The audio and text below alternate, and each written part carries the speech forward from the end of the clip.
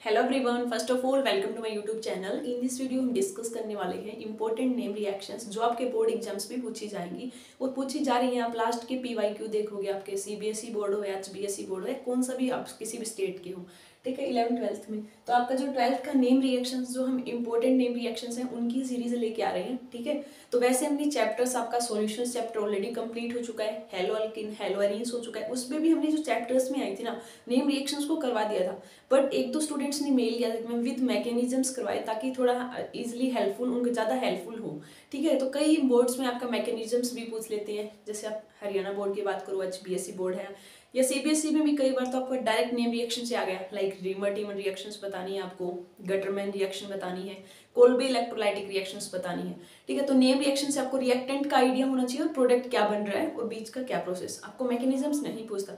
फिर भी हम ट्राई करेंगे कि जितनी भी हम इंपॉर्टेंट नेम रिएक्शंस हैं उनको विद मैकेनिज्म्स डिस्कस किया जाए। तो आज के वीडियोस में हम 2 इंपॉर्टेंट नेम रिएक्शंस को डिस्कस करने वाले हैं और वो विद मैकेनिज्म्स के साथ में।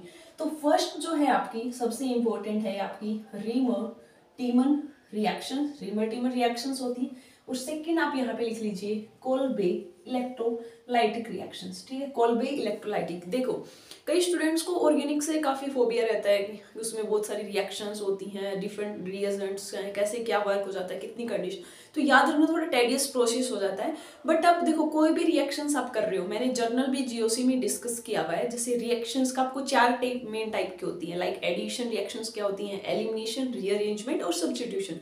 आप कोई भी रिएक्शंस देख रहे हो उसको देखकर आपको ये पता चल रहा है ना कि ये सब्स्टिट्यूशन का एग्जांपल है, एडिशन का, रीअरेंजमेंट का या एलिमिनेशन रिएक्शन, 4 कैटेगरी का पता चल गया आपको, सारी रिएक्शंस का आइडिया।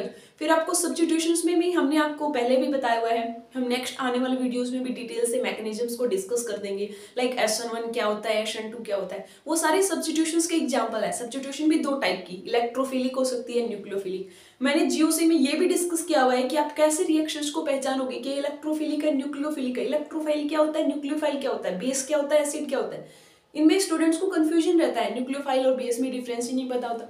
तो आप रिएक्शंस को देखकर ये आइडेंटिफाई कर पाते हो कि न्यूक्लियोफिलिक है, इलेक्ट्रोफिलिक है और सब्स्टिट्यूशंस है। फिर आपको SN1 SN2 चेक करनी होती है कि कौन सी है। जैसे हमने hello alkene hello arenes chapter में न्यूक्लियोफिलिक सब्स्टिट्यूशन रिएक्शन हम डिस्कस करते हैं, जो इंपॉर्टेंट नेम रिएक्शन। आप SN2 देखते हो, SN1 क्या क्या मैकेनिज्म्स है, उनको तो हम बाद में देखेंगे। तो कोई भी रिएक्शंस देखते हो ना, तो सबसे पहले माइंड में ये होना चाहिए कि रिएक्टेंट ले क्या रहे हो और क्या बना रहे हो आप। अब देखो मैं बोलूँ आपको कि रीमन टीमन रिएक्शन है, पहले आप वीडियो को पॉज कीजिए और खुद से सोचिए क्या बनता है आपका, कोल्बे इलेक्ट्रोलाइटिक में क्या बनता है और रीमन टीमन में क्या। तो रीमन टीमन का नाम आते सुनते ही आपको पता होना चाहिए कि हाँ अल्डिहाइड बनाना है आपको, और इसका मतलब एसिड। इसमें आप सैलिसिलिक एल्डिहाइड बनाते हो, यहाँ पे सैलिसिलिक एसिड, वो भी नाम से भी कई बार पूछ लेते हैं। अब देखो इसका क्या होता है, रीमर टीमर का मैं सिंपल रिएक्शंस लिख रही हूँ, बाद में इसका मैकेनिज्म्स देखेंगे। देखो यहाँ है आपका फिनोल, उसके रिएक्शंस आप क्लोरोफॉर्म के साथ में प्लस में बेस लेते हो NaOH के साथ में, simple acidic condition LCl3H plus लिख सकते हो। तब आपका प्रोडक्ट क्या हो जाता है, सिंपल यहाँ OH रहेगा, यहाँ ऑर्थो पोजीशंस पे CHO लग जाता है। ये भी हम बताएंगे कि ऑर्थो के ऊपर ही क्यों लगा, पैरा मेटा पे क्यों नहीं लेना, इसका भी हम मैकेनिज्म्स में ही आपको पता चल जाएगा।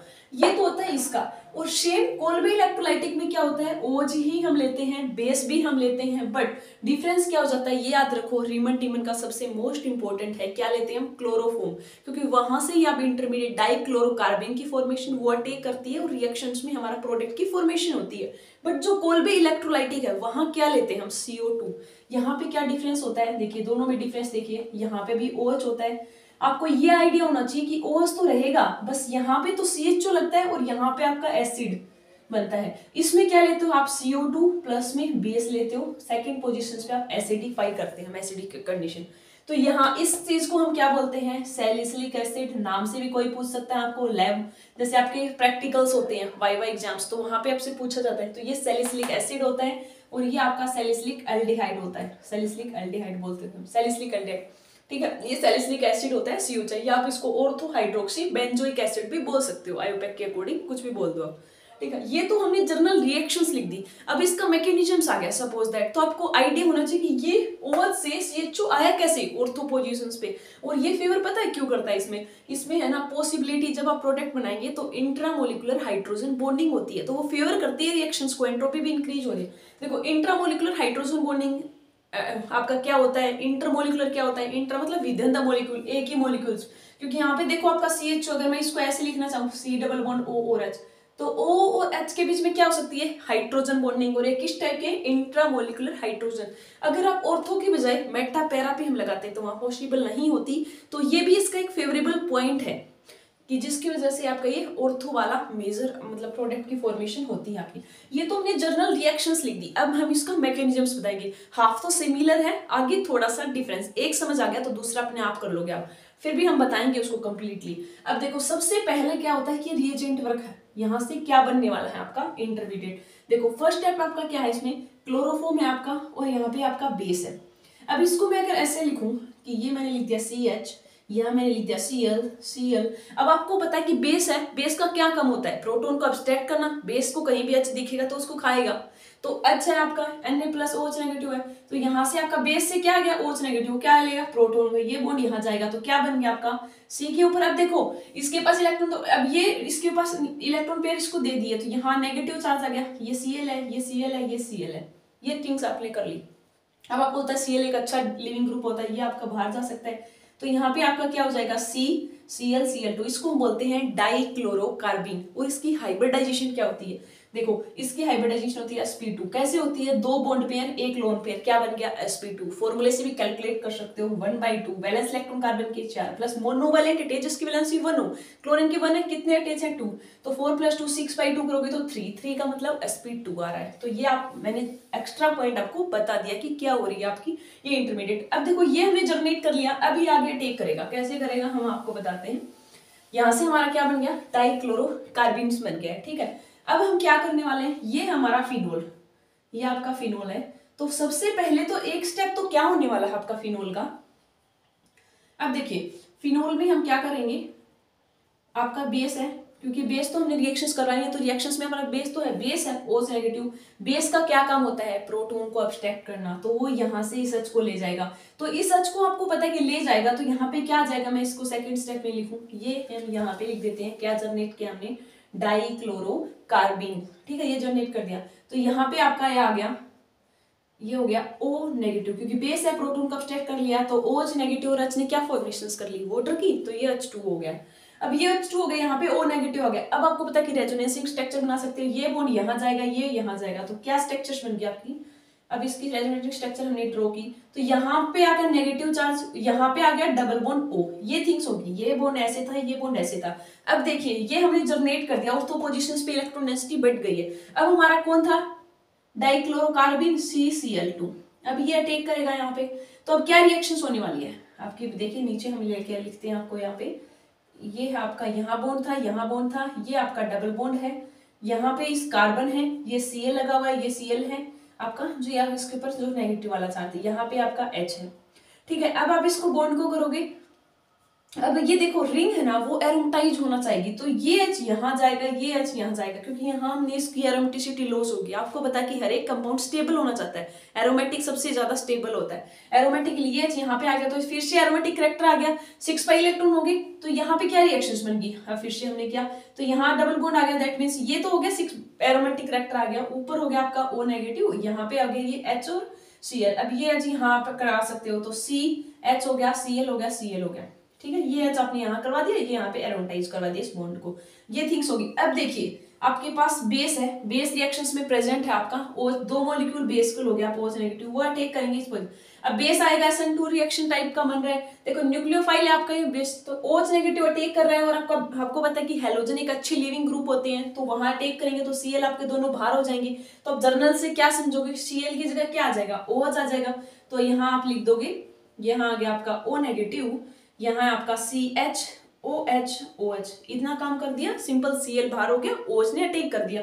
अब आपको पता है कि एक कार्बन के ऊपर 2 OH आपके स्टेबल नहीं होती, ठीक है, तो हम क्या करेंगे, एक OH और H मिलके आपका वाटर बाहर निकल जाएगा, तो यहाँ पे क्या फॉर्मेशन हो गया आपका एल्डिहाइड हो गया, तो ये तो आपका हो गया C डबल बॉन्ड OH, यहाँ एल्डिहाइड बन गया। अब ये O नेगेटिव, अब अपनी एसिड की कंडीशंस होती है, आपका एसिडिकेशन करोगे तो नेगेटिव के पास कौन चला जाएगा H, तो क्या प्रोडक्ट बन गया आपका, यहाँ लग गया आपका OH और यहाँ लग गया आपका CHO।